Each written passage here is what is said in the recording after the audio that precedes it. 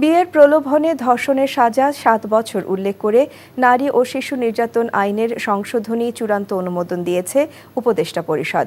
বিকেলে রাজধানীর foreign service একাডেমিতে এক ব্রিফিংয়ে এ তথ্য জানান প্রধান উপদেষ্টার প্রেস সচিব শফিকুল আলম। এছাড়া প্রধান উপদেষ্টার আসন্ন চীন সফরকে ঐতিহাসিক উল্লেখ করে তিনি জানান, চীন বাংলাদেশ থেকে ফল আমদানির বিষয়ে আগ্রহ প্রকাশ করেছে। এছাড়া আগামী ঈদ উল ফিতর উপলক্ষে জনসাধারণের সুবিধার্থে ৩ এপ্রিল ছুটি ঘোষণার সিদ্ধান্ত হয়। এর ফলে এবছর ঈদে সরকারি ছুটি হচ্ছে টানা ৯ দিন। মইদুল ইসলামের রিপোর্ট। প্রধান উপদেষ্টা সরকারি বাসভবন যমুনায় বৃহস্পতিবার উপদেষ্টা পরিষদের বৈঠকে সরকারি ক্রয় প্রক্রিয়া স্বচ্ছতা ও প্রতিযোগিতা বাড়াতে এবং সিন্ডিকেট ভাঙতে পাবলিক প্রকিউরমেন্ট অধ্যাদেশে সংশোধনী আনাসহ বেশ কিছু সিদ্ধান্ত গৃহীত হয়। একই সাথে বৈঠকে পাশ হয় নারী ও শিশু নির্যাতন আইনের সংশোধনী, যেখানে বিয়ের প্রলোভন দেখিয়ে ধর্ষণের অপরাধের শাস্তি ৭ বছর নির্ধারণ করা হয়।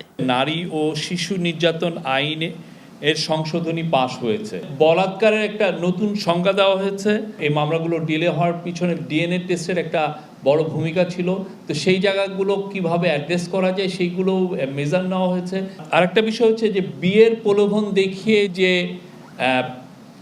রেপ কেসগুলো সেই জায়গাটাও নতুন করে মেজার নেওয়া হয়েছে এবং সেক্ষেত্রে এইটাকে সর্বোচ্চ শাস্তি ৭ বছর করা হয়েছে।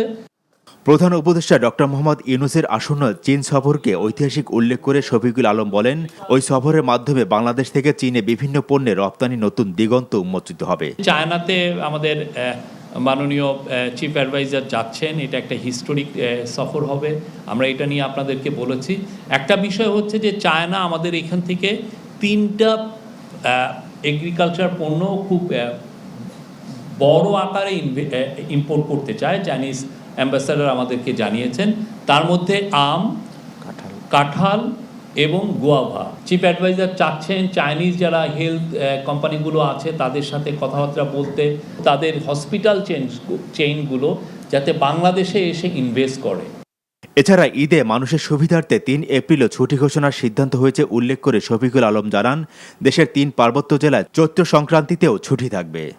মইদুল ইসলাম, এনটিভি নিউজ, ঢাকা।